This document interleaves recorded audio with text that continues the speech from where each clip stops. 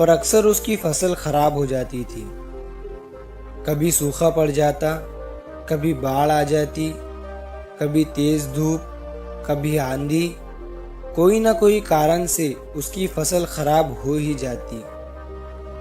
एक दिन वो किसान पेड़ के नीचे बैठकर अपनी बर्बाद हुई फसल को देख रहा था और तभी वो गुस्से में आसमान की तरफ देखकर ईश्वर से कहता है कि मालिक, लोग तुझे महान मानते हैं, सर्वज्ञानी मानते हैं, सबसे बड़ा मानते हैं।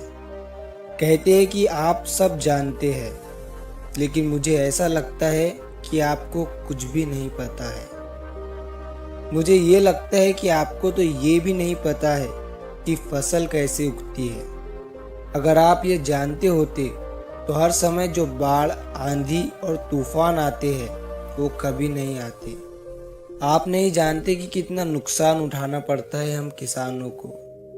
अगर मेरे हाथ में ये शक्ति होती कि जैसा मैं चाहूँ वैसा मौसम हो जाए, तो फिर आप देखना मैं फसल को कितने अच्छे तरीके से उगाता हूँ। तभी उतने में ऊपर से आवाज आई, मैं तुझे ये शक्ति देता हूँ। आज से तू जैसा चाहे वैसा मौसम करके अपनी फसलों की रक्षा कर सकता है। एक दो दिन गुजरने के बाद किसान ने फिर से अपने खेत में गेहूं की फसल उगाई। अब किसान के पास तो शक्ति थी, वो जैसा चाहे वैसा मौसम कर सकता था। तो किसान ने आंधी, तूफान, बाढ़ कुछ भी उसने अपने खेतों पर आने नहीं दिया।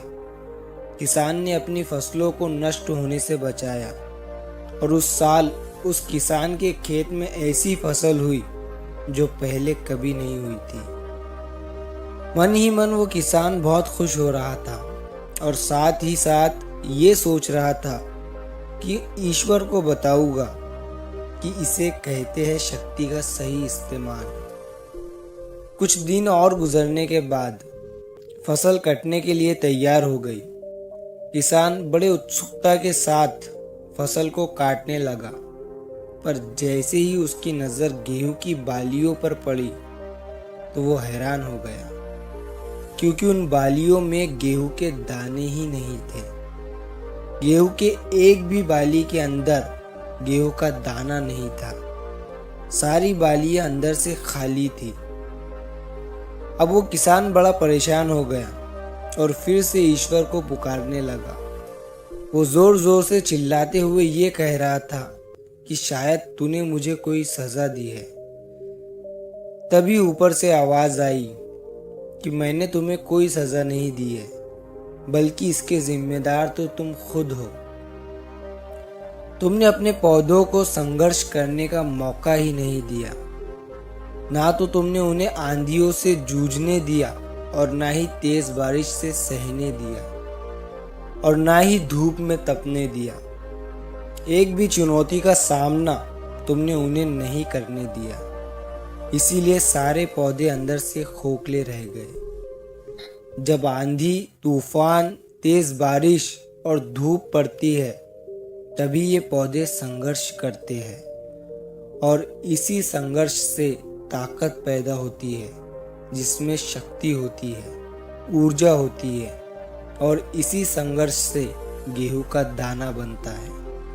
तूने उन्हें बुरे वक्त से गुजरने ही नहीं दिया जहां उनका जन्म होता। सारी बालियां इसीलिए खोखली रह गई क्योंकि तुमने अपने पौधों को संघर्ष कराया ही नहीं। सेम यही चीज दोस्तों हमारे साथ भी होती है। इस कहानी से हमें ये सीख मिलती है कि बुरा वक्त जो होता है, जिसे लोग संघर्ष कहते हैं, स्ट्रगल कहते हैं, यहीं से एक इंसान की ग्रोथ होती है। आपको पता होगा कि जब एक डायरेक्टर कोई मूवी बनाता है, तब वो डायरेक्टर सबसे डिफिकल्ट रोल अपने बेस्ट एक्टर को देता है। तो जब भी आपको ऐसा लगे कि आपकी ज़िंदगी में तकलीफ़ें हैं, बहुत ज़्यादा प्रॉब्लम्स है और आपकी किस्मत ख़राब है, तब खुश हो जाइए, क्योंकि उस ईश्वर ने ये सारी प्रॉब्लम्स आपकी ही लाइफ में क्यों दिया है।